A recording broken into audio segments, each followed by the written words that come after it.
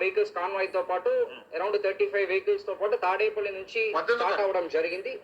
End route లో ప్రజలు ఉన్నారు.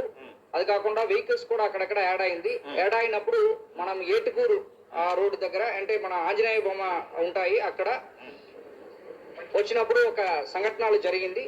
దాంట్లో ఏంటంటే మన చెల్లి సింగయ్య అనే వ్యక్తి లింగలాయపాలెం విలేజ్ నల్లపాడు లిమిట్స్ లో ఉన్న వ్యక్తి యాక్సిడెంట్ లో చనిపోవడం జరిగింది. అక్కడ జరిగినది ఏంటంటే AP 26 CE 0001 అనే టాటా సఫారీ వెహికల్, అది కాన్వాయ్ భాగం కాదు, ఒక ప్రైవేట్ వెహికల్.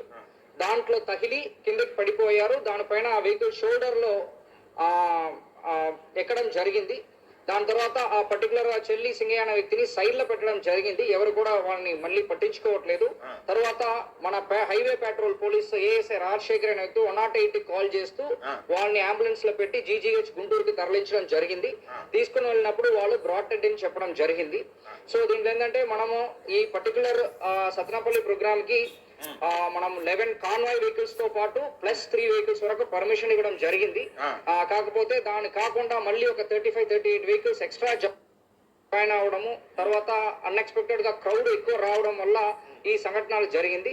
దీనిపైన వాళ్ళు కంప్లైంట్ ఇచ్చారంటే దాని మేరకు మనం చట్ట ప్రకారం చర్యలు తీసుకుంటాం. వీడియో దొరికింది. దాంట్లో ఏంటంటే ఎవరు చనిపోయారో సింగయ్య మన XCM గారు వెహికల్ ఫార్చునర్ వెహికల్ వీల్ కిందకి వాళ్ళు పడిపోవడం, దాని వెహికల్ టైర్ ఎక్కుతున్నట్టు ఒక వీడియో మనకి ఎవిడెన్స్ గా దొరికింది. 106 సబ్ క్లాస్ 1 BNS సెక్షన్ ని మళ్ళీ 105 BNS కిందకి మనం మార్చడం, అలాంగ్ విత్